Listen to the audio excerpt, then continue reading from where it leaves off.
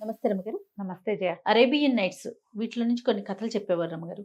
ఏదైనా ఒకటి చెప్తారా? అబుకీర్ అబుసీర్. ఏంటి రమ్మగారు? సరిగ్గానే విన్నావు నువ్వు. అబుకీర్ అబుసీర్.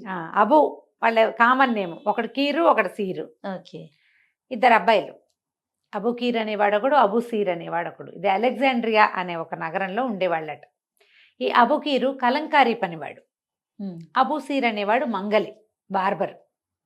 పక్క పక్క దుకాణాలు. ఈ అబుకీర్ అనే ఈ కలంకారీ పనివాడు దొంగ. ఓ, సరే పని దొంగ వాడు. పనులు వచ్చు వాడికి, కానీ చేయడు. ఎవరైనా బట్టలు ఇచ్చి రంగేయమంటే రేపేస్తా, మాపేస్తా, ఎల్లుండేస్తా, అవతల ఎల్లుండేస్తా అని వాడికి డబ్బులు అవసరమైతే ఈ బట్టలు అమ్మేసి అది తినేసి తాగేసి అవతల వాళ్ళు వచ్చి అడిగితే మా ఆవిడకి చాలా ప్రాబ్లంగా ఉంది, మా అత్తగారికి అసలే జబ్బు చేసింది, బట్టలు బయట ఆరేసాను, ఎవరో ఎత్తుకుపోయారు, ఏదో చెప్పేసేవాడు. కథలు చెప్పేసేవాడు. పని చేసేవాడు కాదు, కానీ వాడికి పర్ఫెక్ట్గా వచ్చు. పనివాడు కాదు, పని దొంగతనం అనమాట. పనివాడితనం ఉండి పని దొంగతనం కూడా ఉంది. మా పక్కన నేను బట్టలు ఆరేస్తే పక్కన మంగళవాడు ఎత్తుకుపోయాడని పక్కన ఉన్న వాడి మీద కూడా చెప్పేవాడు. దాంతో ఏమైంది, క్రమంగా వాడికి ఎవరు జనాలు పోట్లాటకు వచ్చేవాళ్ళు. ఓ 2 లెంపకాయలు కొట్టి తర్వాత వాడి దగ్గర నుంచి ఏమీ రాదు. దుకాణం నుంచి పీక్కిపోవడానికి కూడా ఏమి ఉండేవి కాదు వాడి దగ్గర. దుకాణం జప్తు చేయడానికి కూడా ఏముంటుంది, అక్కడేం లేవు. దాంతో పెద్ద మనిషి అయిన వాళ్ళేమో ఊరుకునేవాళ్ళు, చిన్నవాళ్ళైతే 2 తిట్లు తిట్టి 3 దెబ్బలు కొట్టి కొంచెం అల్లరి చేసి గోల్ చేసి ఊరుకునేవాళ్ళు. అట్లా పోయేది. అయితే క్రమంగా వాడి దగ్గరకు వచ్చేవాళ్ళు తగ్గిపోయి, వాడి దగ్గర ఉన్న నిలవలు తగ్గిపోయి ఏమీ లేకుండా బిచ్చం ఎత్తుకునే స్థితికి వచ్చాడు. ఏరాది అబూసీర్ అన్నవాడు మంగళవాడు తన దగ్గరకు వచ్చిన వాళ్ళకి చక్కగా పని చేయటం, ఉండగా వాడికి స్నానం చేయించడము, మర్దనలు చేయటము. మంగళ అంటే చాలా రకాల పనులు వస్తాయి. ఆ కాలంలో మరీ ఎక్కువగా ఉండేవి. సంపాదించుకునేవాడు కొద్దిగా, చాలా కాదు వచ్చేది. ఏదో కొంచెం జాగ్రత్త పెట్టుకునేవాడు. ఒకనాడు ఈ కలంకారీ పనివాడు వచ్చి ఈ మంగళవాడి వాకిట్లో కూర్చుని తెగ ఏడ్చాడు. నాకు అన్నానికి కూడా లేదు, నేను చచ్చిపోతున్నాను, చచ్చిపోయేలాగా ఉన్నానంటే ఇతను అన్నాడు, బార్బర్ అబ్బాయి అబుసీర్ అన్నాడు, మనం అదేమిటి ఎన్ని ఏళ్ళుగాను పక్క పక్క ఇళ్లలో పుట్టి పెరిగాం, పక్క కొట్లల్లో ఉన్నాం, స్నేహితులం మనం, నీకు లేకుండా పోతే నా దగ్గర లేదా, మా ఇంట్లో దీను అవసరాలు నేను గడుపుతాలే, నీకు ఏదైనా పని దొరికేదాకా అని ఎన్నాళ్ళలో తమ దగ్గర ఉంచుకున్నాడు. ఆ కాలపు పిచ్చితనాలో ఏమో అంతే. వాడి తిండి, వాడు హాయిగా ఏ పని చేయకుండా వీళ్ళింటో తిని ఏదైనా 10 రూపాయలు కావాలంటే వీడినే అడిగి, బట్టలు ఏమైనా కావాలంటే వీడితోటే కొనిపించుకుని అట్లా చేసేవాడు. మొత్తం ఆధారపడ్డాడు. క్రమంగా అబుసీర్ పని కూడా దాచుకున్నవన్నీ అయిపోయినాయి. ఏ రోజైనా వస్తే తింటాం, లేకపోతే ఊరుకోవటం లాగా అయ్యింది. అయ్యేసరికల్లా ఒకనాడు అన్నాడు, ఏమి డబ్బులు లేవురా నాయన, నువ్వు నా మీదే ఉన్నావు, పాపం నీకు కూడా ఏమీ చేయలేకపోయేలాగా ఉన్నాను నేను అనేసరికల్లా ఈ అబుకీర్ అన్నాడు, చిచ్చి దరిద్రం ఎన్నాళ్ళరా అన్న, మన ఇద్దరం కలిసి ఏదైనా వేరే దేశం వెళ్ళిపోదాం, నా పని నేను చేసుకుంటాను, నీ పని నువ్వు చేసుకో, పడవల మీద వెళ్ళిపోదాం, ఎన్నాళ్ళ నీ ఊళ్ళో ఉంటాం, దిక్కుమాల ఊరు అని అనుకొని, సరే ఇద్దరికి సామాన్లు, వాడి మంగళపొది, వాడు ఒకటికే మంగళపొది, రెండో వాడికి సామాన్లు ఏం లేవు, కొత్త కొత్తగా రంగులు కొని కలపగలడు, వాడికి ఏం లేదు, ఒక చిన్న బట్టల మూట పట్టుకుని వీడు ఇద్దరు కలిసి ఏదో వేరే దేశానికి బయలుదేరుతున్న ఓ పడవ ఎక్కి వేరే దేశానికి వెళ్ళిపోయారు. ఆ పడవ మీద తినటానికి తిండి కూడా ఏర్పరచుకోలేదు వీళ్ళు, డబ్బులా ఏమీ లేవు. పడవ మీద ఓ పక్కన దానికి పడవకి డబ్బులు మాత్రమే వీళ్ళ దగ్గర ఉన్నవి. డబ్బులు ఇచ్చి పడవ ఎక్కేశారు, చెరో పక్కన కూర్చున్నారు. అయితే ఏమైంది, వాడు ఎంతసేపు పడుకుని ఉండటమే అబుకీర్. ముందు నుంచి అతనికి పడుకుని ఉండే అలవాటు ఉంది కదా. ఈ సీరు అటు ఇటు తిరుగుతూ ఒక ఆయన ఎవరో కూర్చుని గడ్డాన్ని గోక్కుంటుంటే అన్నాడు, బాబు ఏంటండి గడ్డం చేసుకోకుండా అట్ట ఉన్నట్టు, ఇక్కడ ఎవడు చేస్తాడరా గడ్డం అన్నాడు. నేను చేస్తానండి అని ఇతను ఏం చేశాడు, తన మంగళపొద్దు తీసిపోయి ఆయనకి షేవింగ్ చేశాడు. చేసరికల్లా ఆయన డబ్బులు ఇవ్వబోయాడు. డబ్బులు ఇవ్వబోతే అతను అన్నాడు, వద్దండి బాబు, నేను నా స్నేహితుడు ఆ ప్రయాణం అంతా అయ్యేదాకా తిండి లేకుండా ఉంటాం ఈ 10-15 రోజులు, మరి ఏదైనా తిండి పిచ్చండి అనేసరికల్లా ఆయన 4 రొట్టెలు అవి ఏవో ఇచ్చాడు. అవి పుచ్చుకుని వెళ్ళి అబుకీర్లు లేపాడు. ఒరే లేవరా నాయన మిత్రమా, ఆహారం దొరికింది మనకంటే, వీడికి ఉందో లేదో చూడకుండా వాడు మొత్తం తినేసాడు. తినేసేసి మడి పడుకున్నాడు. ఇతనికి మళ్ళీ తిండికి డబ్బులే ఏది, ఇక్కడ అవకాశం లేదుగా. మళ్ళీ మెల్లిగా వెళ్ళి పడవలో ఉన్న వాళ్ళకి ఒక్కొక్కళ్ళకి గడ్డాలు చేయటం, అందరి దగ్గర నుంచి తిండి సంపాదించుకున్నాడు. ఒక 15-20 రొట్టెలు, ఓ 25-30 దోసకాయలు, అప్పుడు అవి బాగా ఉండేవన్నమాట. ప్రతి వాళ్ళు వాళ్ళ తిండి వాళ్ళు తెచ్చుకునేవాళ్ళు. ఇక రొట్టెలు దోసకాయలు, దోసకాయలు, కాస్త ఇంత వెన్న, ఆ తర్వాత ఏమో ఏవో 3-4 రకాల తియ్యటి పదార్థాలు, కొద్దిగా డబ్బులు, రూపాయలు కూడా, పావలాలు కూడా దొరికినాయి. ఓకే. పావలాలు దాచుకుని ఈ ఆహారం అంతా పట్టుకెళ్ళి స్నేహితుడి దగ్గర పెడితే వీడి కోసం ఉందో లేదో చూడకుండా వాడే తినేయటం. హ్మ్. అయితే ఏమైంది, ఒకనాడు ఓడ సరంగుకి మెడ ఏదో పట్టేసి ఓహ్!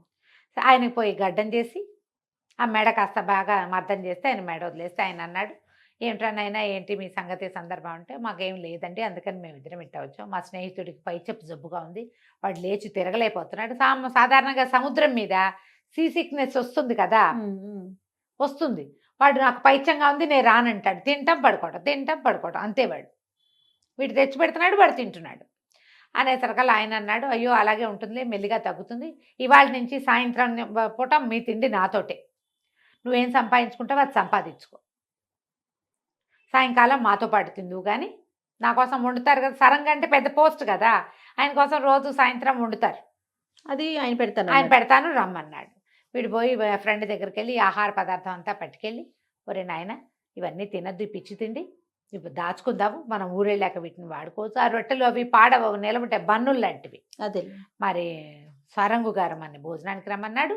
హ్మ్. అనేసరికల్లా నా ఒక పైత్యం నేను రానన్నాడు. ఇవి తినేసి పడుకుంటానన్నాడు. సాయంకాలం ఇతను వెళ్ళాక ఆ మాట ఈ మాట మాట్లాడుకున్నాక ఆయన ఏదో కొంచెం డబ్బులు ఇచ్చి వీడికి భోజనం పెట్టి, ఫ్రెండ్కి పెట్టమని ఒక పళ్ళెం నిండా చక్కగా ఫుడ్ బఫే అరేంజ్ చేసి ఇస్తే వాడు అది కూడా తినేసాడు. హ్మ్. బాగానే ఉంది. ఈ తిండి, ఈ మొత్తం తిళ్ళు గిళ్ళు అన్నీ అయ్యాక ఏం చేశారు, ఈ డబ్బులు దాచుకున్న డబ్బులతోటి మొత్తం ఈ ప్రయాణం అంతా అయ్యాక ఓ ఊళ్ళో దిగారు. దిగాక ఒక సత్రంలో ఉన్నారు. ఇతను మంగళపది పుచ్చుకెళ్ళి బయట మెల్లిమెల్లిగా చేసుకొచ్చేవాడు అవి ఇవి. హ్మ్. అబుకీర్ మాత్రం అలాగే పడుకుని ఉండేవాడు. వీడికి అన్ని చోట్ల డబ్బులు దొరికినాయి బాగా. మరి పనివాడు రోజు గడ్డం చేస్తాడు, తల క్షవరం చేస్తాడు, పావలా వార్త దొరుకుతాయి కదా, దొరికిన డబ్బులన్నీ చక్కగా దాచుకున్నాడు. ఆహారం సత్రంలో రోజువారీ ఆహారం దొరికేది ఇద్దరికి, వాడు తినటం పడుకోవటం. అంతే. కొన్ని రోజులు అయ్యాక ఈ బాగా తిరగటము, ప్రతిరోజు పని చేయాల్సి రావటంతో అబూ సీర్కేతో జబ్బు చేసి అయ్యో! జ్వరం వచ్చి మంచాన పడ్డాడు. మంచాన పడితే ఏమన్నాడు, "నాకు ఒంట బాగుండలేదు, కాస్త నా స్నేహితుడిని కనిపెట్టుండు, వాడికి ఏదైనా తిండి అది తెచ్చిపెట్టు" అని పడకబెట్టేశాడు. ఆ దర్వానికి చెప్పాడు, సత్రంలో ఉన్న దర్వానికి. సరే, ఆ రోజు తను బయటికి వెళ్ళినప్పుడు తన ఫ్రెండ్ని దేఖబాల్ చేయడానికి కూడా దర్వానికే చెప్పేవాడు. మధ్యాహ్నం కాస్త టీ తెచ్చిపెట్టు, సాయంత్రం తాగడానికి పానీయం తెచ్చిపెట్టు మావాడికని. ఆ దర్వాన్ని ఈ లోపల పడుకున్న వాడిని చూస్తున్నాడు. వీడికి ఏం పోయేకాలమో దుఃఖలా ఉన్నాడు, తినేసి పడుకుంటాడని అనుకునేవాళ్ళు కానీ ఊరుకునేవాళ్ళు. వీడు చెప్పినప్పుడు మనకేం పట్టింది. అంతే. అయితే ఏమైంది, క్రమంగా ఒక 3 రోజులు 4 రోజులు ఈ అబూసీర్ లేవకపోయేసరికల్లా రోజువారీ వచ్చే ఆహారం రాక ఈ అబుకీర్ నిద్రలేచి చూసుకున్నాడు. చూసుకుని ఏం చేశాడు, అటు ఇటు వెతికి తిండేమీ లేదు. ఇతను మంగళపొదికి పక్కన ఒక చిన్న సంచిలో డబ్బులు పెట్టుకుంటే ఆ డబ్బులు మొత్తం పట్టుకెళ్ళిపోయాడు. పోనీని. ఆ! ఈ లోపల పడిపోయి మంచాన పడి ఉన్న వాడి పరిస్థితి ఏమవుతుందో ఆలోచించల. తన సంగతి తను చూసుకుంటాడు, అంతే వాడు. హ్మ్. బయటికి వెళ్ళిపోయి డబ్బులు బాగా ఉన్నాయి, శుభ్రంగా ఏదో దొబ్బి తిన్నాడు, ఎక్కడో చోట బాగా కొనుక్కుని తినేశాడు. బట్టలు బాగుండలేదని 4 రకాల బట్టలు కొనుక్కున్నాడు. ఓహ్! 2 జతల బట్టలు కొనుక్కుని తిరుగుతున్నాడు ఊళ్ళో. పాపం అంతకుముందు ఈ అబూసీరు ఊర్లో తిరుగుతూ, "నగరం ఎంతో బాగుంది, తిరుగుదాం రా, సాయంకాలం బయటికెళ్దాం రా" అని ఎంత అడిగినా వచ్చేవాడు కాదు. స్నేహితుడు వాడిని పోషించాలి, వీడి లక్షణం ఇది. హ్మ్.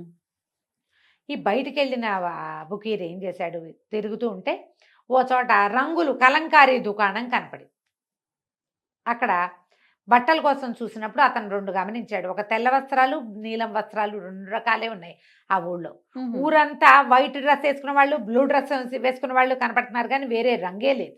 ఓహ్! ఆ కలంకారీ దుకాణానికి వెళ్ళి ఒక తెల్లటి కర్చీఫ్లు కొనుక్కున్నాడు. వీటికి రంగేసి ఇవ్వమని అడిగితే బ్లూ కలర్ వేస్తానన్నాడు. వేయటానికి ఎంత, ఒక దినారం అడిగాడు. దినారం ఏమిటి, పావలాకి వేస్తాము, కర్చీఫ్కి రంగు వేయటానికి పావలా చాలు మా ఊళ్ళో అంటే, నేను వేయనన్నాడు ఆయన. దినారం నీలం రంగే వేస్తాను. దినారం అంటే కనీసం అట్టటివి 10 తాన్లకు రంగేయచ్చు ఆ దినారంతో. ఓహో! అదేమిటి ఇంత ఖరీదుగా ఉంది, ఎందుకుందంటే మేము ఇక్కడ ఇంతేనన్నాడు. సరే ఎర్ర రంగు వేసి అంటే, ఎర్ర రంగు లేదు. అదేం రంగు, ఎర్ర రంగు లేదు, ఓన్లీ బ్లూ. హ్మ్. వాళ్ళకి రంగులు రావు కలపటం. అదేలే. అప్పుడు వీడు ఏమన్నాడు, "అయ్యో బోల్డు రంగులు ఉంటాయి, ఎన్నో రంగులు ఉన్నాయి, ఈ రంగులన్నీ కలపడం నాకొచ్చు, నన్ను పనిలో పెట్టుకో, ఈ రంగులన్నీ నేను నీకు చేస్తా" అంటే, మేము బయట ఊరు వాళ్ళని పెట్టుకోమన్నాడు వాడు. నీకు రాదు, నన్ను పెట్టుకోను అంటావు. ఎట్లా? పక్క దుకాణం, ఆ పక్క దుకాణం అడిగాడు. ఎన్ని దుకాణాలైనా ఈ రంగులు వేసే వాళ్ళకి ఓన్లీ వైట్ అండ్ బ్లూ, అంతే. ఇంకో రంగు రాదు, కొత్త వాడిని వాళ్ళు పెట్టుకోరు. బాగుంది. ఒళ్ళు మండిపోయింది. ఏంటిది, ఈ పద్ధతి ఏమీ నచ్చలేదు నాకు అని చెప్పి నన్ను రాజుగారి దగ్గరికి తీసుకెళ్ళమని ఆ వాకిట్లో అక్కడ తిరిగే సైనికులను ఎవరినో అడిగారు. రాజు దగ్గరికి తీసుకుపోయారు. తీసుకుపోతే రాజు చెప్పాడనమాట. రాజు దగ్గరికి వెళ్ళాక, నేను రంగుల పనివాడినండి, మా దేశంలో 16 రంగులు ఉంటాయి. రంగులు 16 ఓన్లీ 2 కదా, రెడ్ వైట్ అండ్ బ్లూ అన్నాడు ఆయన. ఓహో. కాదండి, 16 రంగులు ఉంటాయి, మీ దగ్గర ఏమైనా నగలు ఉంటే తెప్పించండి అన్నాడు. నగలు తెప్పిస్తే నీలం రంగు రాయి, ఎరుపు రాయి, ఆకుపచ్చ రాయి, ఈ రంగులన్నీ బట్టల్లో దొరుకుతాయి అన్నాడు ఆయన. బట్టల్లో దొరుకుతాయి, నేను చేస్తా అనగానే ఆయన ఆనందం పట్టలేకపోయాడు. ఒక పనివాడు మన దగ్గరకు వస్తే మనం కలంకారీ వాళ్ళంతా ఎందుకు వీడిని గౌరవించలేదు అని చెప్పి, బాబు నువ్వు ఏ రకం బట్టలైనా చెయ్యి, ఏ రంగైనా వేయి, నీకేం కావాలో చెప్పు అంటే, ఒక దుకాణం కావాలి, కొందరు పనివాళ్ళు కావాలంటే వెంటనే ఆయన ఒక వాస్తుశాస్త్ర నిపుణుడిని ఒకరిని పిలిచి, ఈ అయ్యగారి వెనకాల వెళ్ళు, ఈ బజార్లో ఆయనకి ఏ కొట్టు నచ్చితే ఆ కొట్టు తీసేసుకో, ఈయనకు కావాల్సినట్టుగా చేసి పెట్టు, ఈయనకు 10 మంది పనివాళ్ళని ఇవ్వండి అని చెప్పి, ఒక 1000 వరహాలు డబ్బులు ఇచ్చి, 1000 దినారాలు ఇచ్చి, బోల్డని వస్త్రాలు ఇచ్చి, నగలిచ్చి, తిరగడానికి ఒక గుర్రం ఇచ్చి, ఉండడానికి ఒక ఇల్లు, 4 పనివాళ్ళని ఇచ్చి రంగులు వేయించమన్నారు. వీడు వెంటనే వెళ్ళి ఆ బజార్లో అతిపెద్దదిగా ఉన్న ఒక దుకాణాన్ని ఎన్నుకుని, నాకు ఇది కావాలనగానే రాజుగారి భట్లు వచ్చి ఆ దుకాణంలో ఉన్న వాళ్ళని బయటికి తోసేశారు. తోసేసి అక్కడ పెద్దగా మొత్తం ఉన్నవన్నీ పడగొట్టేశారు. ఇతను చెప్పాడు, ఇంత పెద్ద పెద్ద హాల్స్ కావాలంటే పెద్ద పెద్ద హాల్స్ లాంటివి కట్టారు. అక్కడి నుంచి ఇవి తొట్టెలు, రంగులు కలపడానికి బోల్డ్ రకాల తొట్టెలు. ఇతను తన దగ్గర ఉన్న కొద్దిపాటి సొమ్ముని ఖర్చు పెట్టి రంగులకు కావాల్సిన కెమికల్స్ అన్నీ కొనుక్కున్నట్టు. కెమికల్సే కదా కలర్స్. తర్వాత కొన్ని రకాల పదార్థాలు కొన్నాడు. కొని ఈ కుర్రాళ్ళు 10 మందిని ఇచ్చారుగా పనివాళ్ళు, వాళ్ళకి ఏ రంగు ఎలా కలపాలో నేర్పించాడు. ఒక 2 నెల పట్టింది, 1 మంత్ పైనే పట్టింది ఈ పనికి. మరి ఇల్లు కట్టడం అవన్నీ పడతాయి కదా. తర్వాత ఏం చేశాడు, అన్ని తొట్టెల్లో రకరకాల రంగులు కలిపి రాజుగారు కొన్ని వేల తాన్లు పంపించాడు వీడికి. ఒక్కొక్క తాన్ని ఒక్కొక్క రంగులో ముంచి అన్ని తాన్లు బయట ఆరేయించాడు. ఊరు వాళ్ళంతా డంగైపోయారు, ఏమిటి బట్టలని. వాళ్ళకి తెలియదు, బ్లూ అండ్ వైటే తెలుసు. కొన్ని ఎరుపు, పసుపు, లేత ఎరుపు, లేత పసుపు, నలుపు, నీలం. వాళ్ళు తెలిసింది ఒక బ్లూయే. ఇక్కడ 36 బ్లూలు ఉన్నాయి, ఆకుపచ్చలు, పసుపచ్చలు. అసలు రాజుగారు అయితే అసలు ఆయన ఆనందం చెప్పనలవి కాదు. ఆ బజారంతా రంగులు మయమైపోయింది. 3వ రంగు తెలియని వాళ్ళకి ఇన్ని రకాల రంగులు కనపడేసరికి ఎంత ఆనందించేశాడో ఆయన. ఇహ కలంకారీ దుకాణం పెరిగిపోయింది. వీడి జీవితం ఇలా అయిపోయింది. అక్కడ వాడేమయ్యాడో చూద్దాం, అక్కడికి వెళ్దాం. అక్కడ ఏమైంది, 4-6 రోజుల పాటు ఆ గదిలో నుంచి ఎవ్వరూ బయటికి రాల. ఈ అబుకీరుగాడు డబ్బులు పుచ్చుకుని వెళ్ళిపోయిన తర్వాత ఒక 4-5 రోజులు గడిచిపోయాక ఆ దర్వానికి డౌట్ వచ్చింది. ఏంటి ఎవడు వెళ్తున్నట్లేదు, వస్తున్నట్లేదు, డబ్బులు ఇవ్వకుండా లేచక్కపోయారా వీళ్ళు, అసలు ఎవరైనా ఉన్నారా చూద్దామని తలుపు తీసుకుని వస్తే ఏముంది, శల్యావశిష్టంగా మంచానికి అంటుకుపోయి పాలిపోయి చచ్చిపోవడానికి సిద్ధంగా బూడిద రంగులో ఉన్నవాడు ఒకడు. ఆ గదిలో ఆహారం లేదు, గాలి లేదు, వెలుతురు లేదు. ఆయన దీపం వెలిగించి తీసుకొచ్చి చూస్తే ఏముంది, చచ్చిపోవడానికి సిద్ధంగా ఉన్నాడు. గబగబా ఆయన ఏం చేశాడు, కొంచెం జావ కల్పించి తీసుకొచ్చి చచ్చిపోయేలా ఉన్నవాడికి జావ పట్టించి లేవదీసి కూర్చోబెట్టి, నాయన ఏమిట్రా నీ సంగతి అంటే, డబ్బులు ఉన్నాయండి, అక్కడెక్కడ ఉన్నాయి, డబ్బులు లేవు, గిబ్బులు లేవు, మంగళపది ఒకటే ఉంది. ఆయనకు అర్థమైంది ఆ 2వ వాడు వీడిని మోసం చేసి పారిపోయాడని. కానీ ఆ దర్వాను అంతకు ముందంతా వీళ్ళిద్దరు స్నేహితులు ఇక్కడ వచ్చి ఉంటే, ఒకడు పనిచేసి 2వ వాడిని పోషించింది 1 రోజులు, 2 నెలలు, 3 నెలలు చూశాడు. ఆయన చూశాడు కదా. అందుకని ఆయన ఏం చేశాడు, నువ్వేం డబ్బుల గురించి బాధపడు, సంపాదించాక ఇద్దు కానీ వైద్యం చేయించుకొని ఓ వైద్యుడిని పిలిపించి వైద్యం చేయించి రోజు ఇతనికి జావా, తిండి, తిప్పలు, పథ్యం, పానం చూశాడు. 1 నెల దాటాక కోలుకున్నాడు. కోలుకొని మెల్లిగా మళ్ళీ మంగళపది పుచ్చుకుని పనికి బయలుదేరాడు. ఆ నగర్లో అక్కడికి ఇక్కడికి తిరిగి 4 రాళ్ళు వెనకేసుకున్నాడు. మళ్ళీ పనిలో పడ్డాడు. 2 నెలలు 3 నెలలు గడిచిపోయింది. ఒకనాడు ఏమైంది, బట్టలన్నీ పాత గుడ్డలు అయిపోయినాయి. ఏమైనా బట్టలు కొనుక్కుందామని కలంకారీ దుకాణాల వైపుకు వెళ్ళాడు. వెళ్ళేసరికల్లా ఏమైంది, పెద్ద దుకాణంగా ఉండి రంగుల రంగుల బట్టలు బయట ఆరేసి ఉంటే ఆ మొత్తం చుట్టుపక్కల కొట్ల వాళ్ళందరూ ఇతని దగ్గర చేరారు. మళ్ళీ బాబు మాకు నేర్పించంటే అందరినీ తన్ని తగిలేసాడు వాడు. నేర్పించట్లా ఎవరికి, మీరు వైట్ బ్లూనే వేసుకోవాలి, నా రంగులు నావే, నేను ముందే చెప్పాను, మీరు రాలేదు కదా, మీరు నన్ను చేర్చుకోవాలి ఒకడు కూడా, ఇప్పుడు నేను ఎందుకు చోటు పెడతాను మీకు, వాడు ఆ చోటు పెట్టే రకం కాదు అని తని తగిలేశాడు. వాడు ఒక్కడే రాజ్యం నడుస్తుంది, మిగిలిన వాళ్ళంతా వేరే పనులు చేసుకుంటున్నారు. హలో లక్ష్మణ అని అందరూ వీడి దగ్గరే కొనుక్కుంటున్నారు గుడ్డలు. సరే ఇతను ఏం చేశాడు, అక్కడ ఒకే ఒక పెద్ద కలంకారీ దుకాణంగా కనపడుతున్న ఆ దుకాణానికి వెళ్ళాడు.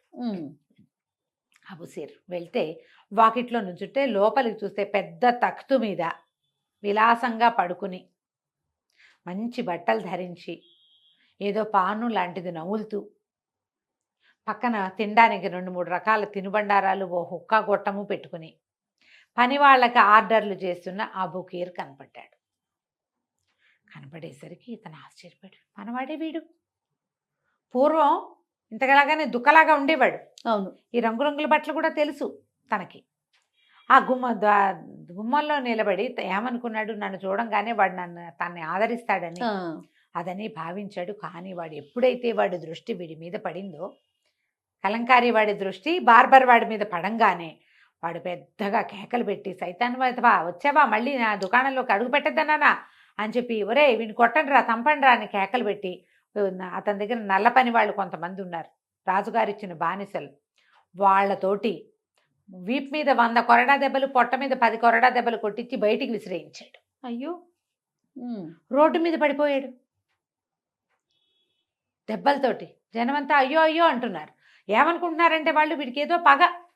అంతకుముందు పక్కన కలక్కారి వాళ్ళు కొట్లో వాళ్ళు వచ్చినప్పుడు కూడా ఇతను అలాగే పరుషంగా ప్రవర్తించాడు. ఆ రోడ్డు మీద పడేసిన వాడిని ఎవడో ఒకసారి ఈ గడ్డం చేయించుకున్న వాడు ఒకడు చూసి, ఏమిటో ఇక్కడ పడిపోయావని ఏదో బండికిచ్చుకుని తీసుకుపోయి ఆ సత్రం దగ్గర వదిలిపెట్టాడు.